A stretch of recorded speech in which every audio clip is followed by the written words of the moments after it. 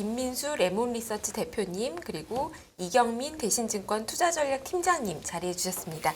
안녕하세요. 네, 안녕하십니까. 안녕하십니까. 네, 팀장님 그 23년 전망 자료 따끈따끈한 자료를 저희 게시판에 오늘 올려주셨습니다. 네. 보시면서 같이 들어보면 좋을 것 같고요. 네. 주제가 IT보다 시크릿컬을 경계할 때예요. 네. 뭐 원래 저희 전망 자료 주제는 일단은 큰 타이틀은 반전 드라마예요. 그러니까 안 좋아지면 안 좋아질수록 좋아질 변화들이 나온다. 경기가 더 안 좋아지면 물가도 빠르게 안정이 될 것이고 레벨도 떨어질 것이고 그러면은 지금 기대하는 통화 정책에 대한 부분들이 조금 더 빠르게 진정 국면으로 들어갈 수 있고 그런 그림들이 나오면은 달러도 약세로 가고 그런 그림들을 좀 열어놓고 바라보자인데 최근 시장 흐름을 보면은 너무나도 뜨거워서 저도 세미나를 다니고 있는데 연간 전망보다 최근 시장 흐름을 어떻게 봐야 될지를 더 궁금해하시는 것 같아요. 네. 그래서 일단은 저는 최근 시장 흐름이 조금 너무 많은 기대감이 들어오지 않았나라는 생각을 하고 있습니다. 무슨 말씀을 드리냐면 경기는 괜찮아. 근데 내년 하반기에는 50bp 금리 인하할 거야. 네. 지금 컨센이 이렇게 형성돼 있거든요. 근데 솔직히 말씀드리면 이게 두 개가 양립될 수 없잖아요. 경기가 괜찮은데 금리 인하할 이유가 없을 것이고 금리 인하를 하려면 경기가 완전히 안 좋아져야 되는데 이 두 가지 기대가 너무 세게 들어와 있어서 저는 올해 말 내년 초까지는 여전히 좀 보수적으로 말씀을 드리고 있고 거기서 하단을 확인하게 되면 내년 연간으로는 좀 무상향하는 그림을 이어가지 않을까라는 예상을 하고 있습니다. 내년은 전략 후강 쪽으로. 네네.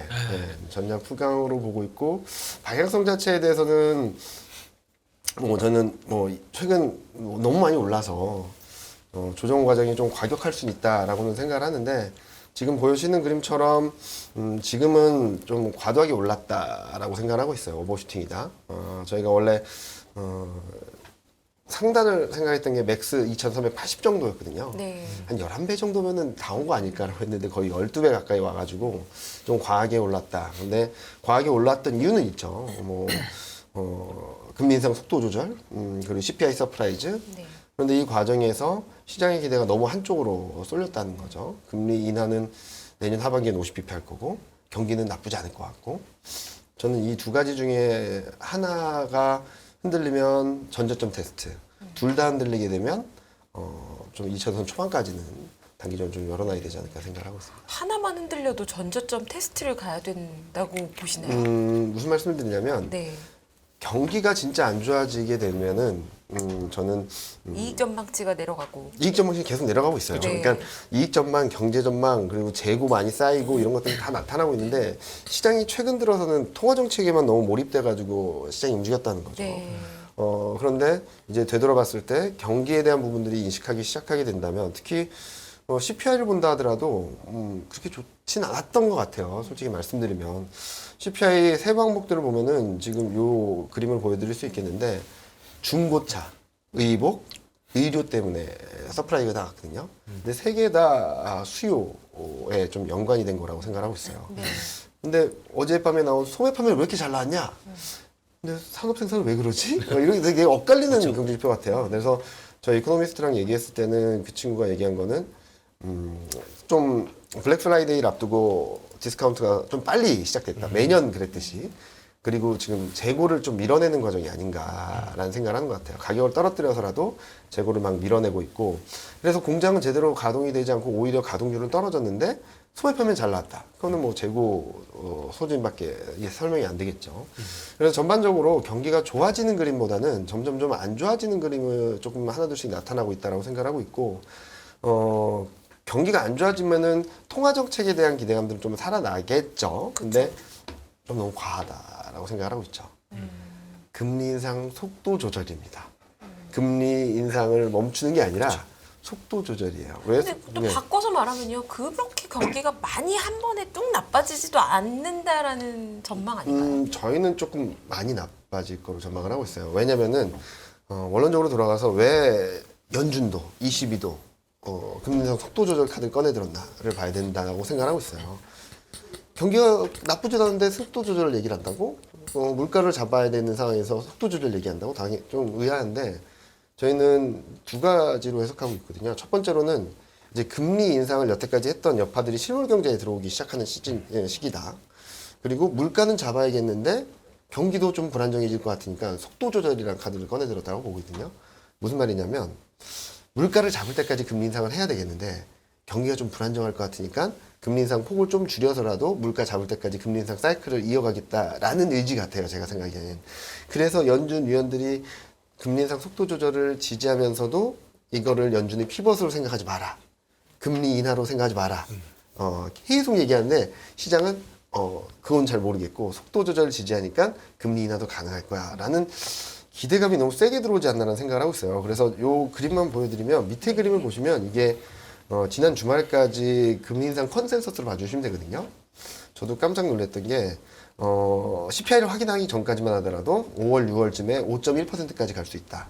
그리고 금리 인하를 하더라도 한 30bp 한 번 정도는 하겠다라는 기대감이 들어왔는데 CPI를 확인하자마자 이 레벨은 4.95 레벨 다운됐고 이게 더 완전히 폭락을 해버렸습니다. 그러니까 속도 조절, 물가 안정, 물가가 좀 꺾였다라는 것 때문에 금리 인하 기대가 세게 들어왔다는 거죠. 네. 저는 이런 부분들이 좀 정리가 돼야 된다라는 생각을 하고 있고 정리되는 과정이 좀 순탄치만은 않을 것 같다라는 생각을 하고 있죠. 그래서 12월, 1월, 내년 2월 정도까지는 좀 확인하고 대응하는 게 맞지 않을까라는 생각을 하고 있습니다. 대표님 어떻게 보세요? 네, 이게 참 2,300대 고민이 엄청 많았죠. 네, 거기 들어오면서. 네. 근데 세요. 시장이 엄청 강합니다. 근데 그때 여러 가지 전략을 볼 때 이제 두 가지의 길이 있거든요. 그러니까 이제 팀장님 같이 이제 큰 전략자면서는 스트레이티지스트는 이제 큰 걸 보면서 움직이면서 이제 방향을 잡아가다 보니까 그렇게 가는데 저희 같은 트레이더들은 이거 움직임이 바뀐다 그러면 따라가야 됩니다. 그렇죠. 이거 놓치면은 네. 또 그냥 손가락 빨고 있습니다. 그러면 따라가야 됩니다. 근데 그게 가장 중요한 변화를 맞춘 것 중에 하나가 외국인입니다. 근데 지금 외국인들이 왜 사느냐? 일단은 명쾌한 건 아직 안 보여져요. 무슨 뭐 인덱스 쪽에다 뭐 패시브 자금이다, 뭐 중국을 줄여서 뭐 들어온다라고 하는데 누구 하나 뭐 대답해 줄 사람은 없지 않습니까? 그게 그거다라고. 데이터로 확인이 안 돼요. 그렇죠. 네. 예. 사실은. 그때 네. 지난주에 말씀하셨듯이 네. 그런 상황에서도 외국인들이 산다라고 하게 되면 오늘 좀 요 며칠은 좀 팔던데. 팔았죠. 네. 네. 오늘 좀 많이 팔았어요. 퐁당. 왜냐면 근데 오를 때는 계속 샀거든요. 네. 그렇죠. 변화가 있는 건가요 이게? 그러니까 이제 속도가 좀 막 붙어가다 보니까 외국인들이 그러니까 오늘 같은 경우는 만약에 반도체 쪽을 매도한 금액을 뺀다고 하게 되면 매수입니다. 아니, 옛날에도 그랬잖아요. 반도체를 매수한 걸 빼면 원래 또 그렇죠. 항상 반도체 사니까. 반도체 쪽이 좀 거칠게 나오긴 했는데 네. 그거 대비해서는 또 산 것도 좀 있어요. 보다 보니까 그러니까 결국에는 그러면 반도체 빼면 되느냐? 그것도 말이 안 되죠. 근데 중요한 거는 어제도 그런 현상이 나왔지만은 약간 시장에서 이제 갭상승이 한번 강하게 나왔지 않습니까 시장이. 그렇게 되면은 와 이거 세다라고 보면서 보통 이제 갭은 메꾸잖아요 한 번쯤. 메꾸는데 여기서 이제 외국인들이 어떻게 되느냐 이제 그런 거 가지고 보고 있는데 그러니까 지금 상황은 반전시킬 만한 요인들은 앞서 말씀하셨던 것처럼 팀장님의 뷰랑 똑같죠. 기대감이 너무 앞서간 건 있는데 외국인들이 한국 시장이나 또 이제 요즘 보면은 저 신흥국 시장 쪽은 다 대부분 매수하더라고요. 근데 물론 차이는 좀 있겠지만은 그게 그러면 환율에서 나온 변화냐, 달러가 꺾이면서 나온 변화냐라고 볼 수 있는데 달러는 보니까 생각보다 과하게 밀려왔더라고요. 그래서 얘기는 추세가 바뀔 수 있을 만한 정도로 과하게 이제 인덱스가 이틀 만에 쫙 밀린 거 보니까 그러면 거기서 이제 숨을 돌리는 외국인들에 대한 흐름들이라고 봐야 되겠죠. 근데 중요한 거는 이게 그러면 한국 시장 같은 경우는 외국인들의 흐름들이 꺾이지 않고 이 정도로 계속 보강시켜 준다. 그러면 잘 안 꺾여요. 특성. 그건 어때요? 선물을 요 며칠 계속 팔다가 네. 오늘도 팔다가 오늘 마지막에 선물을 쫙 감아버리죠. 걸어드렸더라고요. 네. 그게 그동안 열심히 팔았던 거를 이제 뭐 오늘 좀 빠졌으니까 막은 건지 네. 아니면 진짜 방향이 다시 한번 살려고 선물을 사둔 건지 어떤 네. 거 같으세요? 최근에 선물 매매하시는 보고는 입장에서, 네. 일단은 못 가겠다. 시장이 여기서는 좀 멈추겠다. 네. 근데 그거를 좀 가격 조정이 나오면서 시장이 약간 갭으로 메꿀 것이냐 아니면 네. 그냥 횡보하다가 네. 눈치만 보다가 그냥 에이 타고 훅 달릴 것이냐 네. 요 관점이었는데 또 선물이 변화가 나왔습니다. 네. 또 5천 개면은 꽤 네. 의미가 있거든요. 네. 네, 그래서 내일 시장에 대해서는 일단은 만약에 또 미국 시장이 하락한다고 하면은 일단 또 들어올릴 것 같습니다. 들어올리는 쪽에 사용이 될 것 같아요. 그런 부분들은. 근데 이제 중요한 거는 기조가 지금은 외국인들이 판다고 하더라도 뭐 하루 그 다음 날은 또 매수 네. 이런 상황이다 보니까 이걸 확답을 못 내리겠어요 지금. 그래서 이게 결론은 그렇죠. 이만큼 다 왔다. 외국인들의 포지션 변화 나온다라고 하는 거랑 결부돼서 움직여야 될 것 같아요. 근데 이 상태에서 만약에 큰 변화 없다. 이 정도로 가겠다. 그리고 또 달러 때문에 너무 위축됐던 심리도 같이 반영되면서 물론 이제 실물 경기 이거는 다 확인해봐야 되겠지만 그것 때문에 어느 정도 과하게 밀렸던 신흥시장 쪽에서 그래도 지금 살려면 뭐 하면 선택지가 별로 없어요 지금은. 대만은 좀 그렇고 그러면 인도는 거의 또 계속 가더라고요. 네. 아니면 그 다음엔 한국 그리고 또 어디 있을까요? 또 만만한데 살 데가 별로 없어요. 뭐 인도네시아 이런 쪽도 좀 들어가는 것 같고요. 근데 그러면 이 기조 그냥 적어도 환율 보면서 움직이는 그 플레이가 나온다고 하게 되면 일단은 조금 더 움직이겠죠. 그런 가능성은 드는데 핵심은 그거 같습니다. 일단 말씀하셨던 것처럼 우리 경기 침체의 강도가 어떤 정도겠느냐 이게 제일 중요할 것 같아요. 그게 이제 현실화되면서 근데 이제 기업 실적들 많이 얘기하는데 4분기는 제가 보기엔 지금 추정치보다 훨씬 안 좋을 것 같아요. 그건 뭐 매년 있었던 일이라 사실은. 4분기는 더 그렇습니다. 네, 4분기는 항상 그랬어요. 금리 인상기에 4분기는 더 그렇습니다. 더 그렇죠. 네.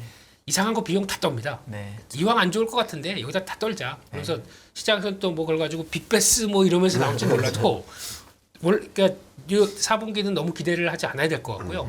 그러면 그럴 거 없는 오히려 좀 똘똘한 중소형주 뭐 이런 거 부각받을 수도 있겠죠. 네. 오늘 보니까 반도체는 이렇게 빠져도 내년에 대한 기대에 있는 반도체 소부장은 네. 장창했습니다. 네. 오히려 막 치고 올라간 종목도 많거든요. 네. 그러니까 이렇게 약간 예전 같은 때 심리가 완전히 무슨 마이너스 500이었으면 네. 지금은 좀 올라와서 네. 마이너스권은 탈피했습니다. 네. 그게 지금 보이는 게 지금 시장의 호가 동향이나 움직임이라고 봐야 되는데 이거마저 꺾으신다고요, 팀장님? 네. 살려주세요. 대표님 그게 저는 이런 생각도 왜냐면 2,300이나 2,350을 되게 단기적인 고점으로 많이 봤던 네. 이유가 그게 20주 이동평균선이니까 뭐 그럴 거예요. 네. 그게 하여튼 정확하게 되게 아슬아슬한 자리였고 맞습니다. 네. 근데 그걸 되게 세게 돌파를 했으니까 네. 원래 차트상으로 그런 걸 돌파하면 일단은 좀 더 가잖아요. 그렇죠. 그럼 윗단이 이제 한 2,500 얼마 이렇게 윗단이 걸려있긴 한데 네. 그런 차원의 모멘텀 트레이딩도 가능하다는 걸로 제가 받아들여도 되는 건가요? 지금 대표님 의견은? 지금 시점에서는 네. 한 2,550 정도로 봐야 될 것 같습니다. 그런 트레이딩도 가능하다 네. 보시는 거죠. 지금 그렇게 오늘 네. 하락이나 오늘 외국인 매도는 별로 뭐 대세 지금 올라온 대세에 큰 영향이 없는 숫자였다 이렇게 보시는 건가요? 이제 지금부터 연속성을 봐야 되겠죠. 네. 연속성 흐름들로 이 정도면 됐어. 네. 우리 이제 살 거 없고 좀 올라온 거 어디 다시 공매도나 이렇게 나오기 시작하게 되면 또 차원 달라지죠. 네. 근데 어차피 전략적으로는 저는 팀장님 의견에 동의합니다. 내년 네. 초에 별로 안 좋게 봐요. 예, 근데 그런- 지금 아직도 충분히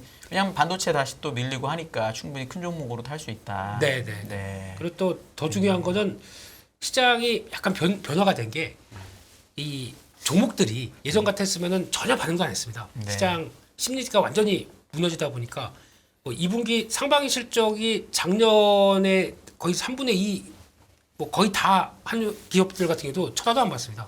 이런 게 움직여요. 네. 이런 게 봤을 때는 약간 종목적으로에 대한 어떤 변화가 약간 이제 고개를 들고는 있다라는 쪽으로 보게 되면은 그러니까 그거에다 또 하나 그거 있었잖아요. 금융투자 소득세 네. 이거 가지고 또 다 유예액이 다시 나오고 있죠. 네, 그러다 보니까 네. 좀 살아나는 분위기 나옵니다. 음. 그래서 중소형주가 예전에 바라봤던 12월만 되면은 저희 추석 끝나고 나면은 그냥 초토화 네. 이거는 지금 안 보이는 것 같아요. 오히려 네. 반대가 나옵니다. 네. 네. 네. 걱정 금융투자소득세 걱정하다가 이제 약간 유예되는 분위기가 오니까 오히려 반대로 매수를 하실 것 같다 이런 생각도. 그 전에 그 얘기 안 나왔을 때는 네. 조금 험했습니다. 네. 그때 보면 개인들 중에서도 뭐 좀 크게 움직이셨던 분들은 해당되는 거 싫다 이러면서 매도하는 분위기였다가 잠 스톱 이러고 네. 있더라고요 지금은요. 네. 그리고 뭐 보통 보면은 이럴 때 똘똘한 종목들을 막 찾기 시작하는 내용들 나오다 보니까 조금 바뀌긴 했습니다. 이 매매 쪽에서는 좀 바뀌어 있습니다. 네. 네. 네. 알겠습니다. 이경민 팀장님 근데 우리 왜 IT보다 시크릿컬을 더 경계해야 되는지 오늘의 주제부터 좀 더 그럼요. 짚고 가야 될 것 같아요. 일단은 뭐 3분기 실적 시즌이 별로 안 좋았다는 건 다 아실 것 같고 네. 이익 전망이 너무 많이 떨어지고 있다는 거 다 아실 것 같아요. 근데 요 위에 그림을 보시면은 이게 코스피 전체 회색은 23년 영업이익, 밑에 파란색은 22년 영업이익이에요. 네. 근데 23년 영업이익이 엄청나게 빠졌죠. 근데 여태까지는 다들 그런 얘기를 했을 거예요. 반도체 때문이다. 나머지는 괜찮다라고 했는데 반도체를 빼고 보면 이제 막 실적이 내려가기 시작하는 것 같다라는 생각을 하고 있죠. 저는 그래서 이런 그림들 때문에 지금 중요한 것은 실적에 대한 눈높이가 어느 정도까지 조정이 됐나를 보고 싶었던 거예요. 그래서 일단 올해 이익 증가율, 내년 이익 증가율 전부 다 마이너스로 가고 있고, 그리고 또 하나 뭐 일부 위안을 삼을 수 있는 부분들은 반도체를 제외하고 보면은 내년 이익 증가율은 13%다 괜찮지 않냐라는 얘기들도 많이 하세요. 근데 제가 보는 눈높이는 연간으로 보면 이렇다는 거거든요. 뭐냐면 이게 영업이익률이에요. 반도체 영업이익률을 보면은 내년이 10.3입니다. 네. 엄청나게 낮아진 건 맞아요. 그래서 저는 하향 조정되더라도 바닥권을 향한 그림이지 새로운 이익 레벨 다운 그림은 아닐 것 같다라는 생각을 하고 있죠. 근데 저게 이번에 너무 선반영 많이 내려가네요. 네. 네. 이게 이번에 선반영됐다고 보면 안 될까요? 그러니까 반도체는 선반영됐다라고 네. 생각을 하고 있어요. 저는 네. 일정 부분. 네. 근데 밑에가 문제라. 그래서 제가 시클리컬, 말씀드렸던 그래서. 시클리컬이. 네. 그래서 반도체, 유틸리티, 조선을 빼고 보면, 그러니까 유틸리티하고 조선을 뺀 이유는 이 두 개 업종은 엄청나게 흑자 전환한다는 전망이 세게 들어와 있어서 이 세 개를 빼고 보면은 작년이 영업이익률이 9.3입니다. 올해가 8.8, 내년은 8.5, 24년은 8.8.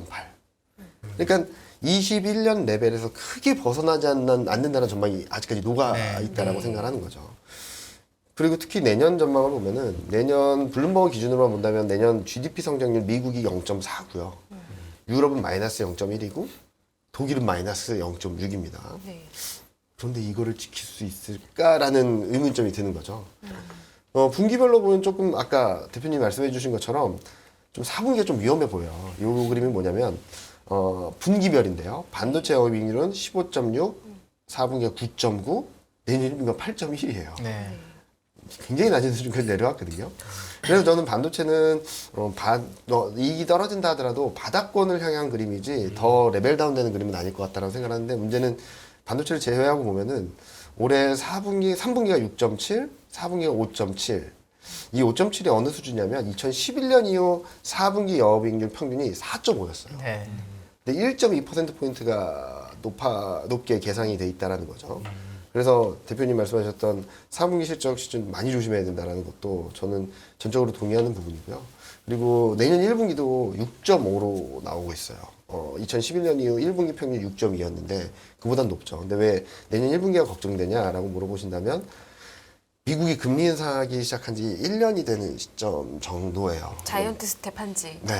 그래서 저는 좀 많이 조심해야 된다라는 말씀을 드리고 있고, 그래서 반도체를 비롯한 IT 그동안 실적이 많이 떨어졌던 애들은 눈높이도 많이 낮아져 있고 이익 레벨도 많이 낮아져 있어서 바닥을 다지는 과정일 것 같은데 나머지 시클리컬 위주로는 이익이 되는 눈높이가 아직까지 높다. 경기 상황이나 이런 것들을 감안해서 보면 향후 앞으로 이익 전망이 레벨 다운 되는 데는 좀 내려가는 데는 아마 시클리컬이 끌어내리지 않을까라는 생각을 하고 있죠. 그래서 이익 증가율, 그러니까 22년, 23년 영업이익 변화를 보면 특히 23년을 봐야 될 것 같아요. 보시면은 운송이 많이 내려가고 있고요. 엄청난 속도로. 그리고 철강, 조선, 비철, 에너지, 화학까지 전반적인 시크리컬이 그동안 잘 버텨주던 게 지금 하나둘씩 이렇게 꺾이는 그림들이 나오고 있고, 저희 섹터 애널리스트 분들이 이익 사이클을 본다 하더라도 이제 꺾여서 내려가는 쪽에 철강, 비철, 화학, 에너지, 운송 다 들어가 있거든요. 그래서 이익 사이클만 본다 하더라도 지금은 시클리컬을 되게 조심해야 된다. 머물더라도 IT, 그동안 안 좋았던 애들로 머물어야지 조금 더 생존할 확률이 높지 않을까라는 생각을 하고 있고, 특이점은 IT 가전입니다. 2차 전지가 또 대표적으로 있는데 IT 가전은 여전히 실적이 올라가고 있고 기계도 올라가고 있고 이런 쪽은 좀 차별화된 모습들을 보여주고 있는데 전반적으로 이익 전망이 하향 조정되는 가운데 그동안에 이익을 레벨 다운 시켰던 반도체를 비롯한 IT들은 조금 버텨주는 듯한 모습을 보여주고 있고 그 바통을 시클리컬이 좀 받아드는 것이 아닌가라는 걱정을 하고 있죠. 그래서 내년에도 저는 IT, 반도체가 조금 더 낫지 않을까라는 생각을 하고 있습니다. 근데 앞에 앞에서 보여주신 32페이지인데요. 네. 앞에서 보여주신 걸 보면은 저도 이제 말씀하시는 부분에 어느 정도 동의를 해요. 네. 그러니까 지금 반도체를 제외한 섹터가 이제 이익에 대한 전망치가 하향 조정되고 네. 있는데 그 폭이 너무 적고 네. 그 수준이 과거 대비 높은 수준이니까 네, 맞습니다. 추정치가 더 내려갈 때까지 주가가 나쁠 거다 내년에. 네. 이렇게 말씀하시는 거에 저도 어느 정도 동의를 하는데 그러면서 또 반도체를 다시 보면요. 반도체는 근 10년 이래 맞습니다. 이렇게 나쁜 적이 없었는데 지금 보여주신 네. 차트에서 이게 몇 년도 수준이고 이렇게까지 내려가는데 그러면 IT는 괜찮냐 이런 생각이 저는 드는데 어떻게 보세요? 저는 오히려 IT가 그래서 바닥권에 근처에 와 있다라고 생각하고 있어요. 외국인이 사면은 반도체 먼저 사고 뭐 차익 실현 심리가 있어서 또 팔면 반도체를 많이 팔죠. 근데 최근 트렌드를 보면 7월부터 7월, 8월 두 달 동안 6.5조를 샀습니다. 그리고 9월하고 10월 초반까지는 한 2조 5천억을 팔았고 최근에도 한 6조 3천억, 4천억을 샀죠. 다 반도체이긴 해요. 근데 저점이 높아지고 있다는 거거든요. 무슨 말씀을 드리냐면 제가 생각하기에는 반도체, 2차 전지 이런 업종들을 좀 매집하고 있는 것이 아닌가라는 생각은 해요. 근데 시장 상황에 따라서 차익 실현 심리가 좀 커지면서 시장을 흔들어 놓죠. 왜 더 흔들릴 수 있다고 보냐면은 많은 분들이 제가 별로 안 좋다고 말씀드리면 그럼 외국인은 얼마나 팔 것 같아? 라고 물어보세요. 근데 네. 6조 5천억을 사는 동안 7, 8월 때 6천 5천억을 사는 동안 한 250포인트 올랐는데 2조 5천억 파니까 400포인트가 빠졌어요. 그렇죠. 네. 네. 그래서 지금 매수 주체가 없다는 게 가장 큰 문제인데 열심히 사면은 올라가긴 하는데 조금만 던져도 시장이 막 무너지는 그림들이 나오고 있다는 거죠. 수급이 너무나도 약해서. 그런 그림들을 보면은 저는 반도체가 먼저 바닥을 잡고 시장을 끌어가는 힘이 내년엔 있을 것 같아요. 그래서 시클리컬은 계속적으로 부진한 흐름, 좀 약세를 보이는 가운데 반도체가 시장을 땡기는 그런 그림을 생각하거든요. 그러면 딱 기억나는 시점이 있으실 거예요. 2016년, 17년. 네. 그때랑 좀 비슷하지 않을까, 내년 장세가. 17년은 역사상 가장 좋은 장 중에 하나 아닙니까? 그쵸. 17년은 그럼 16년인가요 내년은? 네, 17까지는 아니고. 네. 16년하고 17년하고 좀 믹스되지 않을까라는 생각을 하는데, 17년은 왜냐면은, 정말로 좋은 장이었는데 네, 그렇죠. 전자도 너무 오르고. 근데 네. 메이저들한테 이 얘기하면은, 네. 2년 동안 또 죽으란 얘기냐고 막 화를 내시더라고요. 왜 죽죠? 왜? 그러니까 그때 2016년, 17년 2년 동안 흐름 보면은 코스피를 아웃퍼포한 업종은 딱 8개밖에 없었어요. 네, 전자가 없었으면 힘들었을 거예요. 네. 그리고 코스피가 2년 동안 26% 올랐는데 네. 반도체가 100% 갈랐고요. 네. 네, 맞아요. 나머지 IT 몇 개랑 에너지, 화학 네. 이런 것들만 오르고 나머지는 다 죽었거든요. 네. 그래서 펀드 매니저분들 입장에서는 따라가기가 정말 힘든 장이었다라고 기억을 하시는 것 같아요. 근데 저는 그런 흐름들을 본다면 내년 키는 반도체가 들고 있다. 그런 생각을 하고 한편으로는 최근 시장 흐름이 좀 과한 기대나 뭐 이런 것들이 있고 이 교통 정리가 필요하긴 하지만 내년에 예고편인 듯한 그림이기도 해요. 경기는 생각보다 나쁘지 않아. 통화 정책은 좀 완화적으로 갈 것 같은데. 그러니까 이게 뭐 당장은 아니고 내년 1분기, 2분기를 지나면서 나타날 수 있는 현상이라고 보는데 그리고 달러는 약세로 가고 원화는 더 강세로 가고 외국인은 들어오고 외국인이 들어오는데 반도체 2차 전지를 꽉 잡고 올라가는 가운데 이 안에서 순환매가 계속 반복되는 흐름.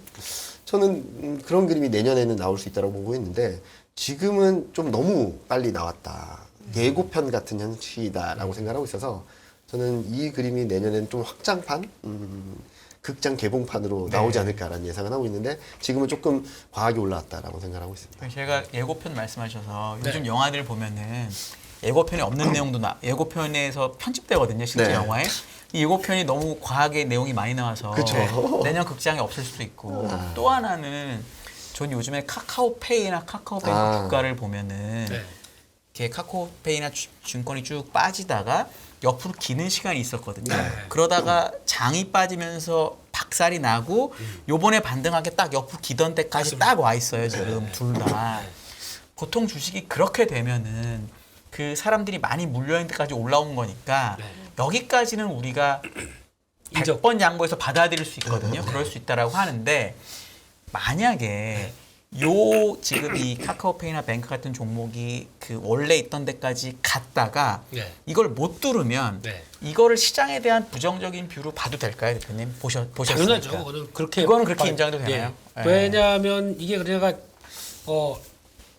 저희가 알고 있는 그런 최첨단 종목. 네. 그러니까 즉 금리 때문에 가장 많이 두들겨 맞은 종목. 네. 그리고 그게 거기서 결과론적으로 공매도들은 거의 맛집으로 통했지 않습니까? 그냥 들어오면은 한 사이에 그냥 쭉쭉 밀리고 네. 거기다가 카카오 쪽은 대표적으로 그랬잖아요. 약간 감정까지 상해 있어요. 거기다 이제 무슨 뭐 먹통 이슈도 있어. 그렇죠. 하면서 그냥 밀렸었는데 50%가. 예. 거기다가 아니 카카오가 그런데 네이버는 괜찮아? 그러다 보니까 네이버까지 이제 다 두들겨 패지 않습니까? 네. 네, 이런 현상이 나왔다가 그게 이제 그런 극한점까지 나왔다가 이제 그때 빠지기 전에 되돌리는 흐름들이 이제 나오는 거잖아요. 네. 지금이. 근데 그것도 되돌릴 때 거기까지 와서 딱 못 더 가는 것 같더라고요. 딱 그렇더라고요. 예. 네. 그러니까 그 레벨이나 네. 만약 그런 관점의 시장이나 제가 보는 또 2,550도 그런 네. 비슷한 류가 될 수는 있거든요. 예. 네, 그런 관점에서 그러면 그렇게 다 좋아지면은 그 이상으로 그러니까 2,550이 만약에 돌아가게 되면 이건 추세 전환 같아요, 제가 네. 보기에는. 네. 근데 그게 아니라 지금 이런 금리 때문에 아주 고통을 받았던 대표적인 종목들이 그 정도까지 올라간다라고 하게 되면 그것도 지금 시그널이 미국의 나스닥은 전혀 안 나오고 있어요, 그 정도는. 일단 그 정도까지는 아니에요. 네, 전혀 아닌 상황 쪽에서 한국들이 먼저 이렇게 움직인다라고 하게 되면 그러면 제가 느끼는 건 그밖에 없어요. 환율에 대한 변화와 거기다 한국이 그래도 경쟁력은 있는데 싸졌다라는 쪽의 차원의 외국인들의 매수겠죠. 그런 것들이 같이 겹류되면은 좀 다른 모습이 나올 수는 있다고 생각이 들어요. 근데 그게 그러니까 결국 그거죠. 미국이 지금 많이 얘기하는 것 중에 하나가 경착륙이냐 연착륙이냐 네. 이기 상태였었는데 만약에 지금 나오는 지표들 뭐 소매 지표 이랬다 저랬다 왔다 갔다 하죠 지금요. 네. 네. 근데 뭐 기업들 실적 보니까 뭐 타겟 보니까 네. 이건 또 걱정을 해야 될 것 같고 이런 상황 쪽에서 그래도 만약에 여기서 미국이 그냥 버티는 정도, 그러니까 연착륙 정도로 좀 상황이 나아지게 되면 그때 갔을 때는 한국의 주식은 어떤 거냐라고 네. 하는 시각도 연결되는 것 같아요. 네. 그러다 보니까 좀 더 먼저 선제적으로 들어오는 쪽이 좀 있는 것 같고. 근데 그렇다고 하더라도 상황 바뀌면 이쪽이 또 그대로 유지할까? 네. 아니면은 더 싸지면 더 사야지라고 네. 나올까? 요거는 또 환율하고 결부돼 있을 것 같아요. 꼭 같이 연결이 되는 과정인 것 같아가지고 예. 단독적으로 한국이 환율 때문에 더 싸 보였던 거죠. 네. 그게 이제 좀 들어오는 과정이었는데 그 다음은 더 생각할 게 많은 것 같습니다. 왜 여쭤보냐면은 네. 그 시장을 사실 이렇게 보는 방법이 보시는 분들이 뭐 내년 전망도 보신 분도 있지만 네. 단기가 궁금하신 분도 그쵸. 있잖아요. 네. 근데 시장을 보는 것도 되게 어려운데 네. 어떤 특정 종목이 어떻게 움직이는지를 보는 게 되게 의미 있는 경우가 많고 그렇죠. 예. 그리고 이번에는 카카오페이랑 뱅크는 되게 많이 움직였는데 네. 그 밑단이라고 하면 비금 나쁘실 테니까 비슷한 네. 유인 뭐 게임주나 이런 것들은 사실 아직- 그만큼 안 됐단 말이에요. 네. 그러면은 이제 저희 구독자분들이 보시기에 네. 카카오페이는 원래 빠지기 전까지 와서 버틸 때 네. 그럼 우리가 네. 장이 예를 좋다고 하셨으니까 아니 좋다기보다는 좀 더 룸이 있다고 하셨으니까 네. 우리가 그러면 그거랑 비슷한 느낌이 있는 게임주나 뭐 다른 인터넷주나 이런 거를 사면 네. 순환매가 거기까지 갈 거냐 네, 네. 아니면 얘가 못 버티니까 얘도 끝인 거냐에 대해서 혹시 어떻게 보세요? 그거는 네. 아마 제 생각은 그거 같습니다. 네. 못 버티면은 얘들은 뒤따라서 막 보려고 하다가 보니까 이제 그런 종목들이거든요. 이게 예전에 인터넷 플랫폼주 쪽에서 가장 많이 움직였다가 가장 많이 낙폭을 키웠던 종목 중에 하나가 더존 비전이라는 종목이 있어요. 아 그렇죠. 네. 인터 ERP 같은 거. 네, 네. 그거 뭐 중소형 쪽하고 어차피 올라면 비대면이다 보니까 일로 다 갈 거다라고 해서 그때 선행 PR 같은 경우 뭐 60배 70배도 갔었거든요. 네. 근데 그거보다 더 단단하다 이런 네. 평가였었어요. 근데 그게 고점에서 한 60, 70% 빠졌거든요. 네. 근데 이게 지금은 움직입니다. 다시 이게 꾸역꾸역 올라오려고 하더라고요. 근데 이런 의지마저도 그런 만약에 많이 단기걸음 그러니까 이걸 보는 게 아니라 이걸 보겠죠. 네. 지금 최근에 올라온 거. 예. 이게 제대로 반응을 못 한다라고 하게 되면 나머지 밸류들은 또 아닌가 봐. 그렇게 생각할 되는- 수밖에 네. 없겠죠. 예. 그러니까 생각보다 많이 오른 종목들을 좀 주목을 하시긴 해야 되겠네요. 네, 그걸 그게- 보면서 나머지를 단기적이라면 트레이딩하는 게 좋겠네요. 그리고 또 하나는 네. 만약에 그쪽을 본다라고 하게 되면 네이버도 같이 봐야 됩니다. 아, 당연히 네. 예. 네이버는 반응이 좀 약해요. 이번에. 네. 그래서 약간 들 빠진 것도 있어서 그런 거 아니에요? 살짝? 이제 그거 때문일까 아닐까 그러면은 아. 덜 빠진 거라고 하더라도 네. 시장이 만약에 카카오 쪽에 그 최첨단 종목들이 움직이게 되면 네. 얘도 같이 움직여줘야죠. 네. 갈 때까지는 가줘야죠. 근데 의외로 약해요. 그게 그러니까 조금 더 걸리고. 네이버 그러니까 그런 대형 게임주 인터넷주가 뭐 네이버, 크래프톤, 뭐 NC 이런 게 막 오르긴 했는데 아 근데 그거는 좀 다르게 봐야 됩니다. 다른가요? 네. NC랑 크래프톤은 네. 조금 차이가 있는 게 네. 그러니까 그 게임 업계의 변화가 감지되는 종목들이거든요. 이거는. 아 그런가요? 네. 아, 네. 이거는 그냥 저희가 알고 있던 리니지라고 해서 그냥 접속만 하면은 막 또 내 캐릭터 키우다가 이거 가지고 강화시켜가지고 뭐 해서 막 거기서 나오는 그 매출 가지고 보던 부분들이 이제 지났어요. 이거는 이제 그냥 레드오션이라고 생각해요. 그래서 안 된다. 네, 그랬는데 네. 이게 다른 방향으로 가려고 하지 않습니까? 이번에 마이크로소프트 CEO가 와서 네. NC소프트한테 방안을 했는데 얘기는 안 합니다. 근데 갈 사업에 대한 방향을 얘기한 것 같아요. 네. 네, 그게 결국에는 게이머들이 이번에 지스타 이번에 열리고 있죠. 네. 부산에서 네. 14시간 기다립니다. 네. 네. 티켓이 없다고 하더라고요. 동났을 겁니다. 네. 네. 그 정도로 그리고 또 부스에서 가장 많이 줄 서 있는 데가 어디냐라고 네. 보게 되면 이번에 게임이 나오는데 게임 나오는 것 중에 완성도가 상당히 높아요. 네. 상당히 높은데 이런 거는 어차피 지금 트래픽 가지고는 모바일로 적용이 안 됩니다. 네. 할 수도 없습니다. 네. 그러면은 그걸 가지고 게이머의 이 혼을 담을 수 있는 네, 거의 솔직히 그 플레이스테이션 혹시 아직은 안 했습니다. 네. 네, 하지 마세요. 사람 망가집니다. 네, 사람 망가집니다. 네. 팀장님도 안 하시죠? 네, 저는 네.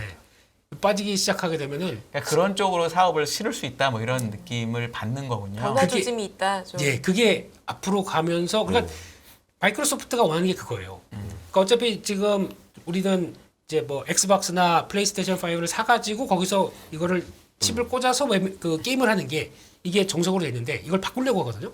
뭘로 바꾸냐면 이거 없어도 됩니다. 네. 이 클라우드로 바꿉니다. 네. 네, 그러려고 하게 되면 라인업이 제일 중요해요. 맞아요. 그 라인업이 중요하고 그러다 보니까 저 액티비전 블리자드 같은 경우도 넘어갔잖아요. 네. 예, 바로 넘어가는 이유가 IP를 그 정도로 충분히 공급해 줄 수 있는 회사고 그 정도의 역량이 있는 회사라고 하게 되면 밸류를 이제 쳐주기 시작할 거예요. 네. 아마 그거는 제가 보기엔 내년 상반기 좀 지나고 나게 되면 게임 잘 만들었네 라고 하는 게 경쟁력이 될 수 있을 것 근데 같아요. 지금 왜 안 움직이죠? 그럼 그런 내용이 있었는데 너무 안 움직이는 느낌은 왜 그럴까요? NC소프트는 일단 실적이 좋아서 움직인 게 첫 번째. 네. 근데 그 실적은 제가 보기에는 그냥 리니지 가지고 네. 선방했다는 정도인데 그거 가지고 움직였으면 아마 한계가 있었을 거예요. 네. 근데 그게 아니라 네. 이제 그 다음 그러니까 신규 게임 9종을 공개했습니다. 내년에. 네. 근데 그 중에서 저희가 아는 이제 모바일 게임이 아니라 그 중에 게임 중에 하나가 그 배틀그라운드 같은 총 쏘는 게임인데 네. 이게 그냥 저희가 알고 있는 배틀그라운드가 아니라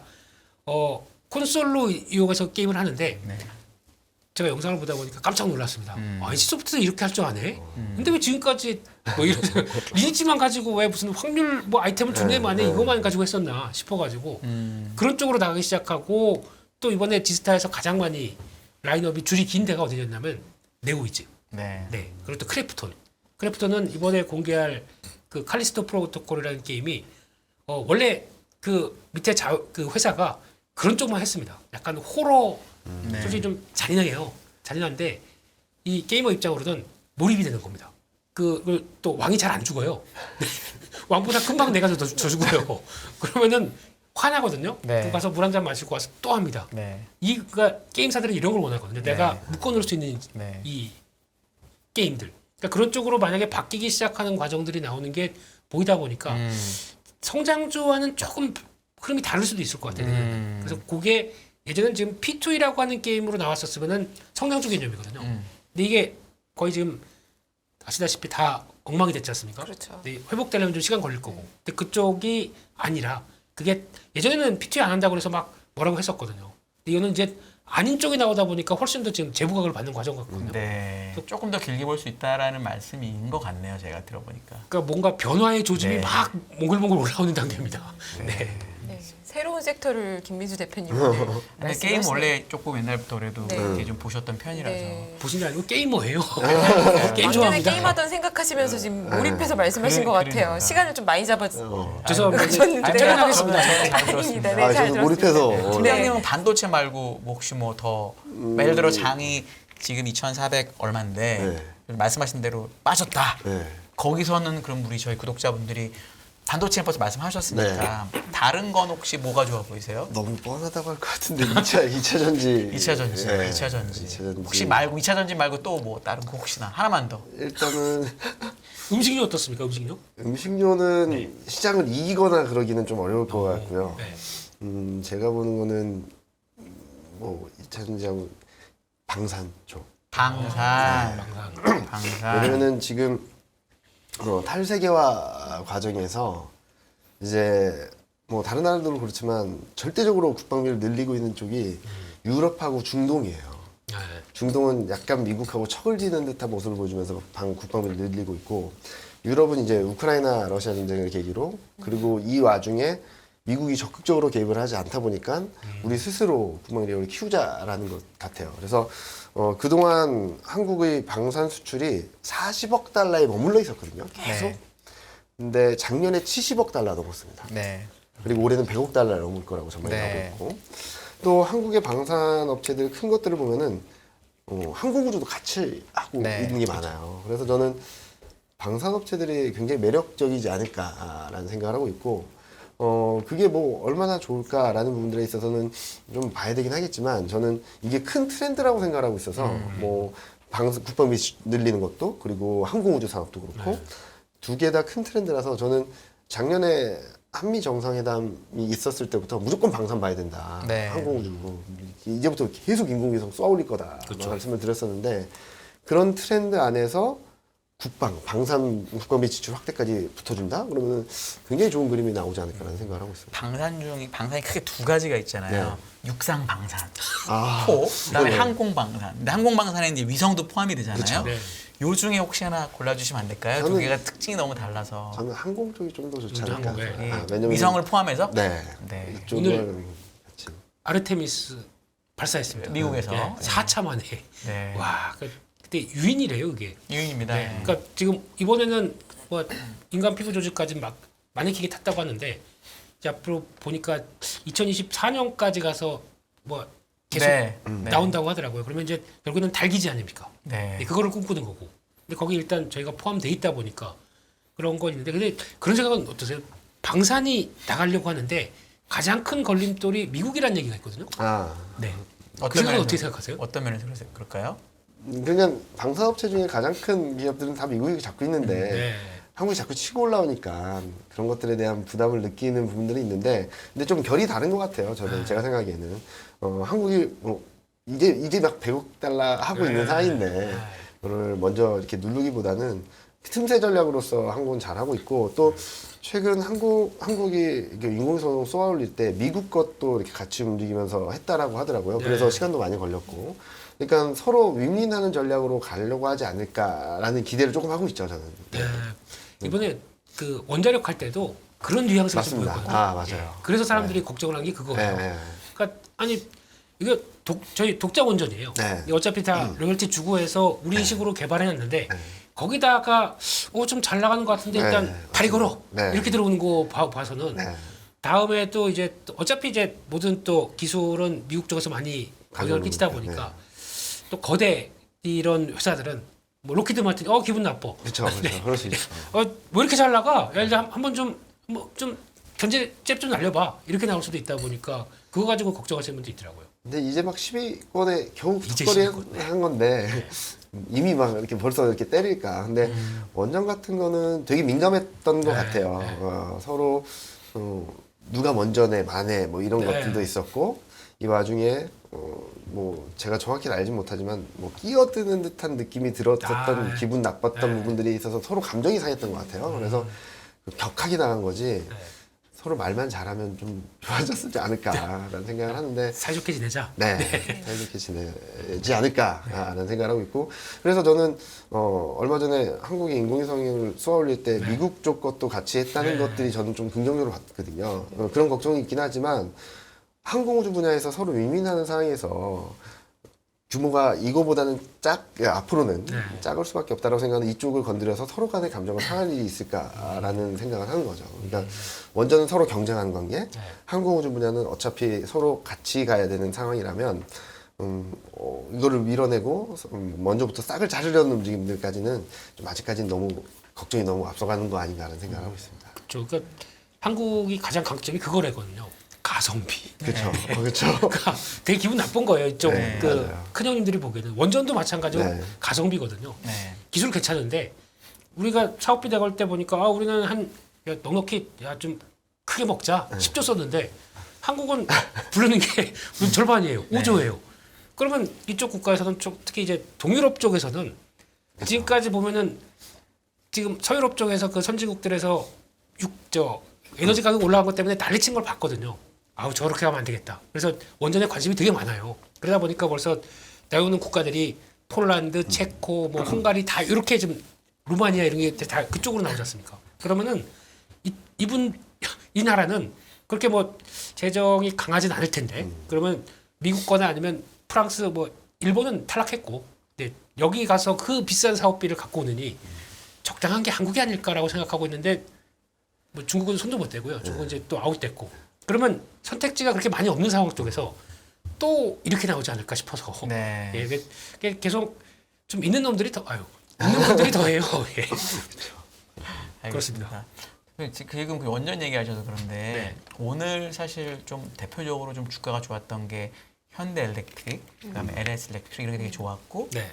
약간 옛날에 그 태조 이방원 중에서 조금 중우장대해 보이지 않은 그러니까 부품을 팔아가지고 이익률이 좀 안정적인 것 같아 보이는 종목에 좀 매기가 몰렸고 오늘 특히 장도 뭐 그렇게 좋지도 않았는데 네. 그런 종목들이 사실 그래서 밸류에이션 되게 많이 올라왔거든요. 네. 그리고 우리 팀장님 말씀하신 대로 이제 예를 들어 내년 전망이 지금 고점 2,640이면 남은 게 얼마 없는데 그렇죠.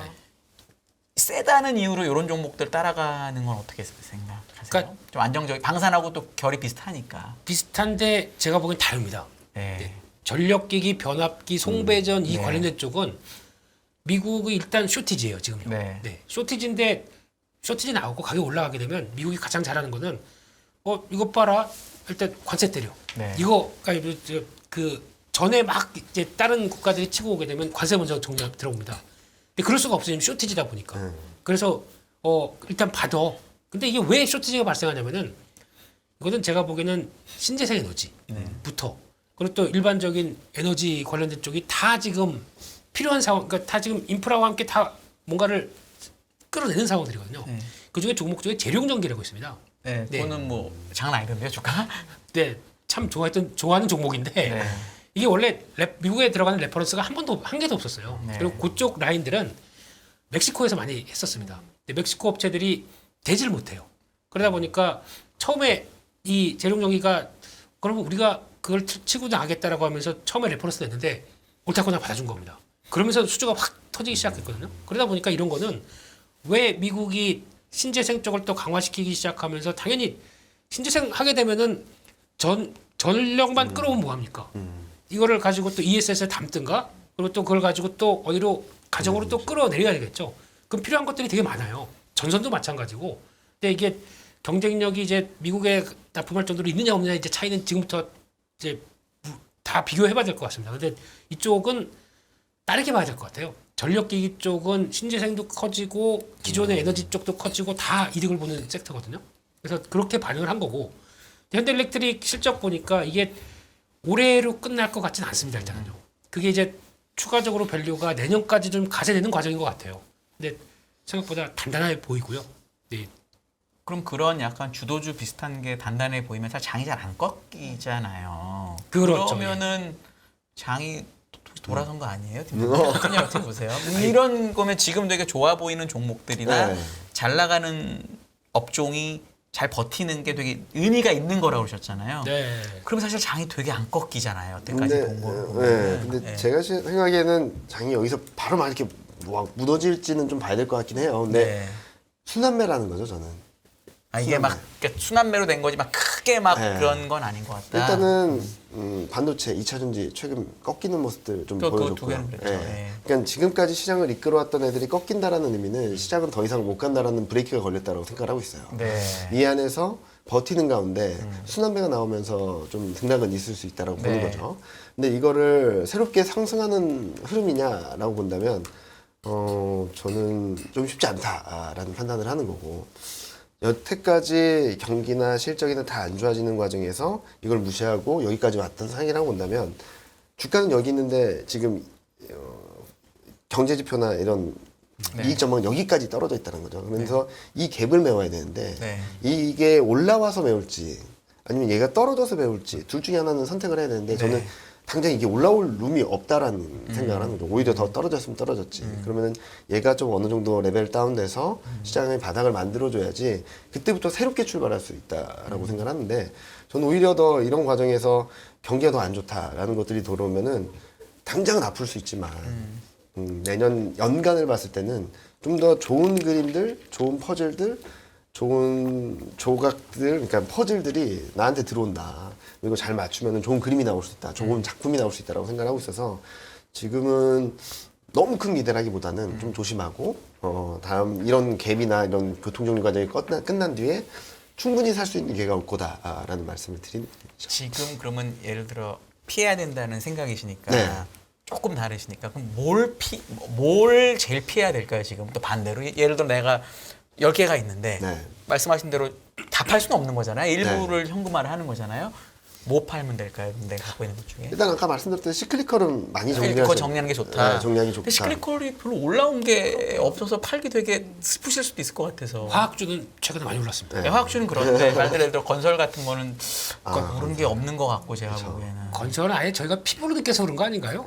보니까 이거 아닌 것 같아. 그래서 아예 그냥 저런 것 같고. 예를 들어 뭐 철강도 포스코야 뭐 다른 게 네. 몰랐죠. 현대처럼 보니까 많이 안 주죠. 좀 별로고 뭐 이런데 거기다 대고 거기를 많이 갖고 있는데 정리한다. 저는 지금 포트폴리오는 아까 말씀드렸던 IT, 그러니까 근데 제가 생각하는 내년의 트렌드는 그냥 긴축의 시대라고는 하지만 차별적으로 돈이 들어가는데 정책이 들어가는데 명확하잖아요. 반도체, 2차 전지, 전기차, 신재생 에너지, 그리고 방산. 저는 딱 5개라고 생각하거든요. 여기에 좀 집중을 해야지 이렇게 포트폴리오 분산했다가는 2016년, 17년처럼 시장과는 철저히 소외되는 그런 전략이 될 수 있잖아요. 지금 이 주가에서 그 5업종을 제외한 나머지는 좀 정리하자. 네. 그리고 오케이. 뭐 예를 들어 반도체나 이런 업종들 비중도 많다라고 네. 하시는 분은 뭐 3분의 1이라도 그거는 뭐, 예. 정리해서 뭐 이렇게 저점 매수한다든지 그렇게 하시면 될 것 같고 저는 요 5개 업종이 너무 뻔해 보이지만 그래도 생각보다 강한 그림들을 보여줄 수 있다라고 생각하고 있어서 그리고 되게 오랜만에 탑다운에서 본 거랑 실적 측면에서 본 거랑 섹터 애널리스트 분들이 본 거랑 좀 맞는 것 같아요. 내년 전망이. 그래서 조금 불안하기도 하지만 그래도 맞으면 원래 좀. 네, 좀 불안하기도 한데 너무 나도 이렇게 부합돼서 또 그런 생각도 하죠. 그러니까 컨센서스가 형성됐는데 역발상이라고 한다면 컨센서스와 반대로 간다라는 생각을 많이 하시잖아요. 네. 근데 거꾸로 컨센서스를 깨고 움직이는 경우도 있어요. 네. 예를 들어서 시장 컨센서스가 저점 대비 10% 오를 거야라는 전망이 있다면 그걸 뛰어넘어서 30% 50% 오를 수 있는 거고 네. 저는 그런 그림을 조금 열어놓고 있습니다. 그러니까 지금 전반적으로 밴드로 보면 2000에서 2600이거든요. 여기 이제 지금 주신 게 2050에서 2640 이렇게 돼 있으니까. 근데 네. 전반적인 그 다른 증권사 나온 리포트를 봐도 좋게 보는 분은 2200 하단을 네. 그리고 높게 보는 분은 2700 그렇죠. 요 차이밖에 없어요. 예. 그래서 많은 분들이 저한테 물어보시더라고요. 이경민 팀장 이게 딱 컨센이야. 네. 불안하지 않니? 물어보시더라고요. 그래서 그러니까 위로도 확 치고 갈 수 있는 룸이 있다는 거군요. 위에가 딱 컨센이 네. 박혀 있으니까. 그러니까 저는 이 밴드를 깨는 그림이 나올 수 있다라고 생각을 하는 거고 이 깨는 그림이 나오는 것도 또한 역발상이다라고 생각을 하거든요.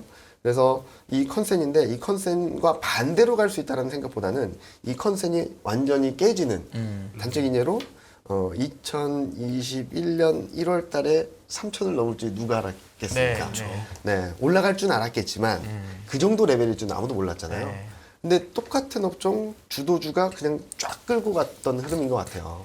그런 흐름들이 나올 수도 있는 상황이라고 본다면 너무나도 컨센이 이렇게 우상향이다라는 것보다는 우상향의 각도라든지 강도가 좀 달라질 수 있겠다. 네.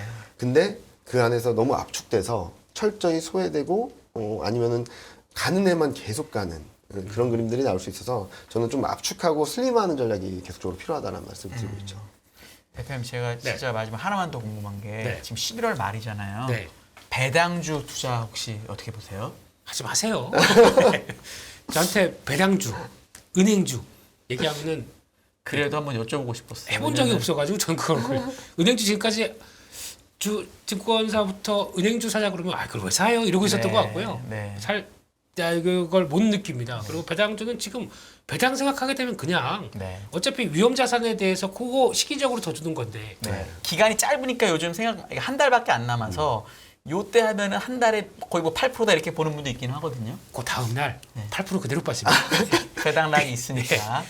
물론 이게 공식적인 건 아닌데 지난번에 이만큼 줬으니까 그 정도 빠져가지고 그 자리 그대로 있더라고요. 네. 그리고 내년 4월 때까지도 그거 회복하는데 끝이에요. 그러면 결국에는 아 이거 뭐야? 네. 거기다 세금 냈죠. 네. 그리고 들어오는 것은 4월 달에 들어오죠. 네. 그럼 그 기간 동안에 혹시나 뭐 저금리기 줬다면 모르겠는데 네. 지금 같은 상황에서는 차라리 그냥 요즘 은행 특판 많이 나오네요. 네. 그거 하시는 게 낫지 않을까요?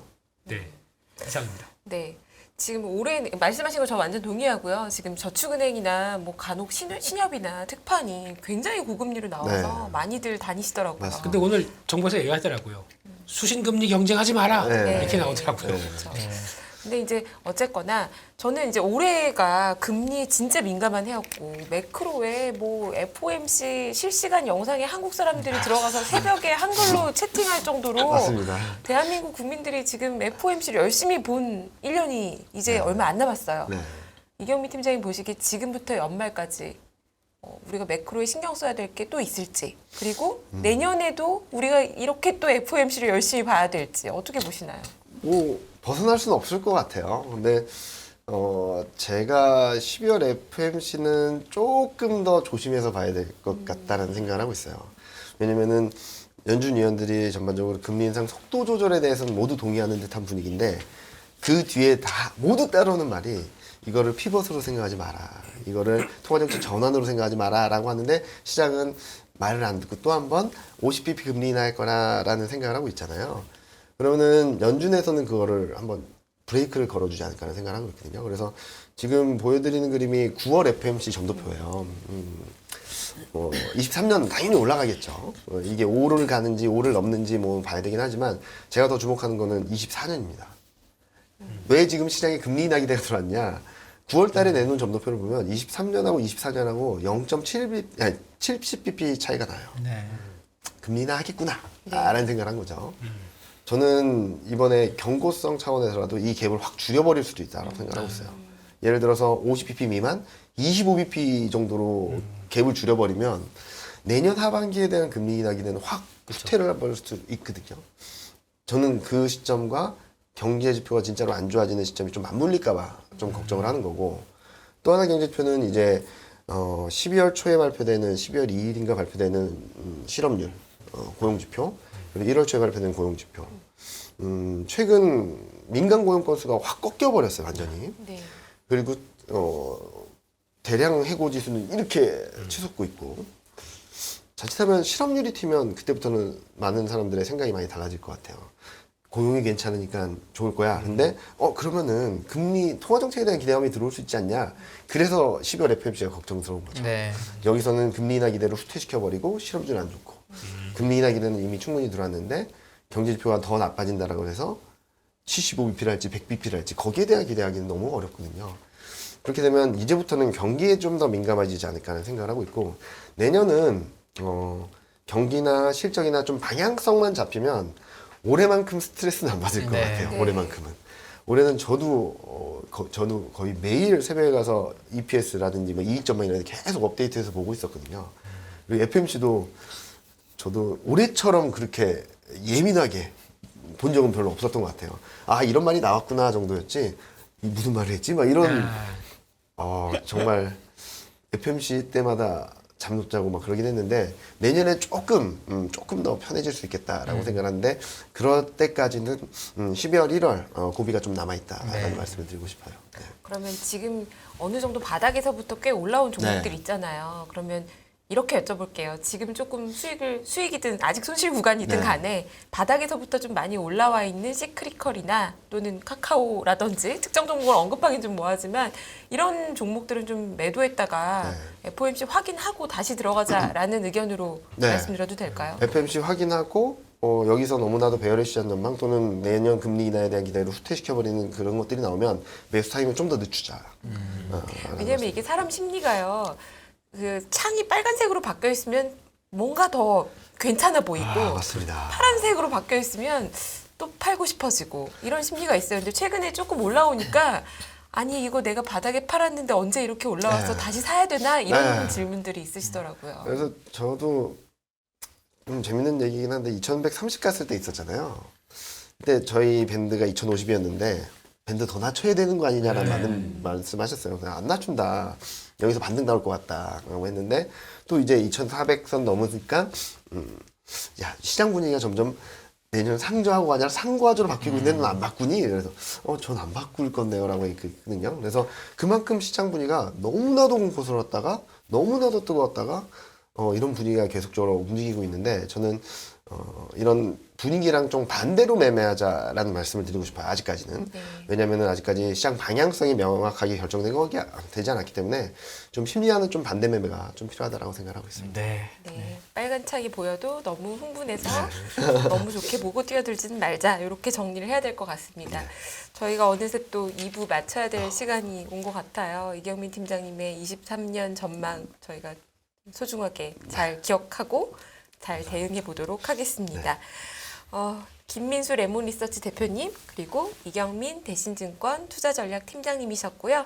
저희는 이만 2부를 마치도록 하겠습니다.